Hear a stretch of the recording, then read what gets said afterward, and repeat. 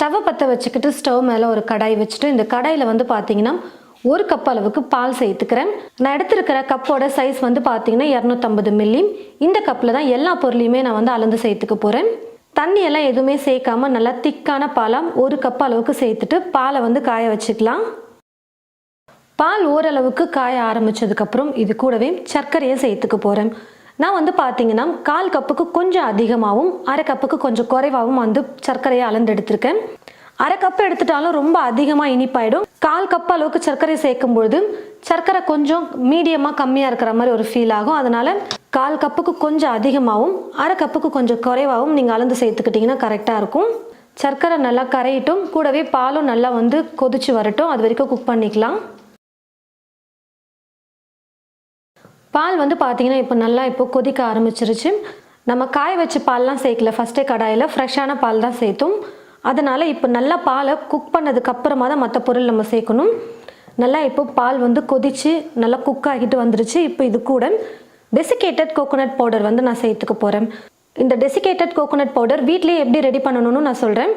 தேங்காவை மேலே இருக்கிற அந்த ப்ரௌன் கலர் எடுத்துட்டு நல்லா வெள்ளையாக வந்து பார்த்தீங்கன்னா தேங்காவை சின்ன சின்னதாக கட் பண்ணி எடுத்துக்கிட்டு அதை ஒரு மிக்ஸி ஜாரில் சேர்த்துட்டு நல்லா நைஸாக கொஞ்சம் பொடியாக இருக்கிற மாதிரி தேங்காவை அரைச்சி எடுத்துக்கிட்டு அந்த தேங்காவை அடிப்பிடிக்காத மாதிரி நல்ல ஒரு அடிகனமான பாத்திரம் இல்லைன்னா நான்ஸ்டிக் கடாயில் சேர்த்துட்டு தேங்காயில் இருக்கக்கூடிய ஈரப்பதம் போகிற வரைக்கும் நல்லா ட்ரையாக உதிரியாக வர வரைக்கும் நம்ம வந்து பார்த்தீங்கன்னா ஸ்டவ்வை மீடியம் ஃப்ளேமில் இல்லை லோ ஃப்ளேம்லேயே வச்சுக்கிட்டு தேங்காவோட கலர் மாறாமல் பொறுமையாக நம்ம குக் பண்ணிகிட்டே இருக்கும்போது நல்லா இந்த மாதிரி டெசிகேட்டட் கோகோனட் வந்து நமக்கு ரெடி ஆகிடும்.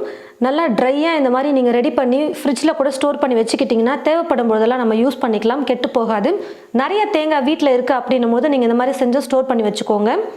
1 கப் அளவுக்கு நான் இப்போ டெசிகேட்டட் கோகோனட் பவுடர் வந்து எடுத்து வச்சுருக்கேன், அதை சேர்த்துக்கிறேன்.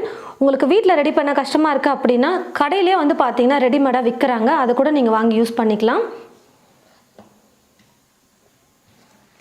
ஸ்டவ்வை மீடியம் ஃப்ளேமில் வச்சுக்கிட்டேன் டெசிகேட்டட் கோகோனட் பவுடர் சேர்த்ததுக்கு அப்புறமா 2 நிமிஷத்துக்கு நான் வந்து பார்த்தீங்கன்னா இந்த பால்லையே நல்லா குக் பண்ணி எடுத்துக்கிட்டேன். இப்போ இது கூட மில்க் பவுடர் சேர்த்துக்க போகிறேன். 1/2 கப் அளவுக்கு மில்க் பவுடர் எடுத்து வச்சுருக்கேன், அதை சேர்த்துக்கிறேன். மில்க் பவுடரை சேர்த்ததுக்கு அப்புறமா கைவிடாமல் நல்லா கலந்து கொடுத்துக்கலாம். கொஞ்சம் கெட்டியான பதத்துக்கு வரணும், அது வரைக்கும் நம்ம குக் பண்ணிக்கலாம். பாருங்கள் ஃப்ரெண்ட்ஸ், சேர்த்துருந்த பால் ஃபுல்லாக நல்லா ட்ரை ஆகிட்டு நல்லா இந்த மாதிரி கெட்டியான பதத்துக்கு குக் ஆகிட்டு வந்துருச்சு. இந்த மாதிரி நல்லா கெட்டியாக இருக்கணும். இன்னும் நல்லா கெட்டியாக குக் பண்ணால் கூட ஒன்றும் பிரச்சனை இல்லை, ஆனால் ரொம்ப இலக்கமாக இருக்கக்கூடாது. நம்ம எடுத்து உருண்டை பண்ணுறதுக்கு நல்லா கொஞ்சம் கெட்டியாக இருக்கணும். அந்த உருண்டைகள் வந்து தளர்ந்து போகவே கூடாது. அந்த மாதிரி நல்லா கெட்டியாக இருக்கிற மாதிரி நீங்கள் குக் பண்ணிக்கோங்க. இந்த அளவுக்கு நல்லா கொஞ்சம் கெட்டியான பதத்துக்கு வந்ததுக்கப்புறமா நான் ஸ்டவ் ஆஃப் பண்ணிக்கிறேன். நல்லா சூடு ஆறுனதுக்கப்புறமா நம்ம வந்து எடுத்துக்கலாம், அது வரைக்கும் அப்படியே இருக்கட்டும். இப்போ வந்து பார்த்தீங்கன்னா நல்லா சூடு ஆறி வந்துருச்சு. கையில் தொடுற அளவுக்கு சூடு வந்து குறைஞ்சிருச்சு. உங்களுக்கு எந்த சைஸ் வந்து ஸ்நாக் வேணுமோ அதுக்கேற்றது போல் நீங்கள் இந்த ஸ்வீட்டை வந்து எடுத்து உருண்டை பண்ணி வச்சுக்கோங்க. பாருங்கள் ஃப்ரெண்ட்ஸ், இந்த மாதிரி நான் கொஞ்சம் ஸ்கொயராக இருக்கிற மாதிரி வந்து பார்த்தீங்கன்னா ரெடி பண்ணி எடுத்து வச்சுருக்கேன். இதே மாதிரி எடுத்து ஒரு பிளேட்டில் வச்சுக்கலாம். இந்த மாதிரி பிளேட்டில் ரெடி பண்ணதுக்கப்புறமா இந்த பிளேட்டை அப்படியே எடுத்துகிட்டு போய் நம்ம ஃப்ரீசரில் ஒரு 10 நிமிஷத்துக்கு வச்சிடலாம்.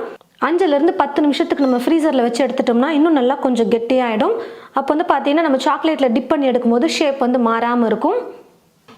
நான் வந்து பார்த்தீங்கன்னா இப்போ டார்க் சாக்லேட் வந்து நான் எடுத்து வச்சுருக்கேன். நீங்கள் மில்க் மிக்ஸ் பண்ண சாக்லேட்டும் எடுத்துக்கலாம், அப்படின்னா இந்த மாதிரி டார்க் சாக்லேட் கூட எடுத்துக்கலாம், அது உங்களோட விருப்பம் தான்.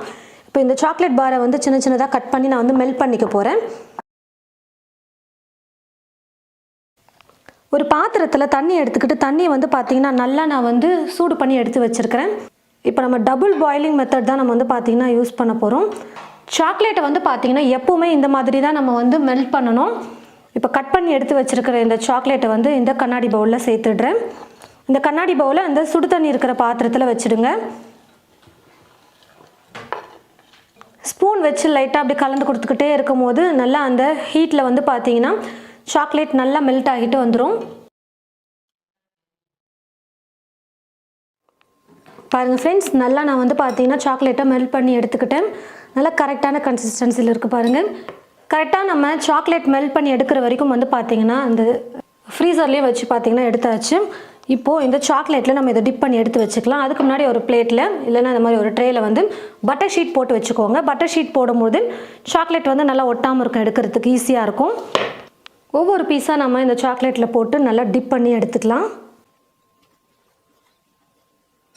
இந்த மாதிரி ஃபோக் ஸ்பூன் எடுத்துக்கோங்க. அப்போ எக்ஸ்ட்ரா இருக்கிற சாக்லேட்லாம் வந்து பார்த்திங்கன்னா நல்லா வடிஞ்சு வந்துடும். நான் அப்படியே எடுத்து இந்த பட்டர் ஷீட்டில் வச்சுக்கிறேன். இதே போல் எல்லா பீஸையும் எடுத்து நம்ம நல்லா இந்த சாக்லேட்டில் டிப் பண்ணிவிட்டு இந்த ஃபோக் ஸ்பூனை வச்சு எடுக்கும்போது இருக்கிற எக்ஸ்ட்ரா சாக்லேட்டு நல்லா வடிஞ்சு வந்துடும். எடுத்து திரும்பவும் நம்ம பட்டர் ஷீட்டில் வச்சுக்கலாம்.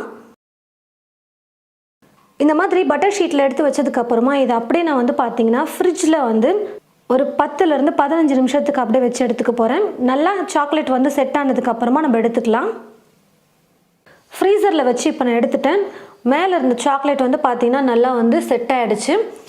இப்போ நம்ம இந்த பட்டர் ஷீட்லேருந்து நம்ம எடுத்துக்கலாம். நல்லா ஈஸியாக வந்து பார்த்திங்கன்னா வந்துடும். பட்டர் ஷீட்லேருந்து இப்போ நம்ம எடுக்கும்பொழுது நல்லா சூப்பராக செட் ஆகிடுச்சு. இப்போ இது ஒரு பிளேட்டுக்கு மாற்றிக்கலாம்.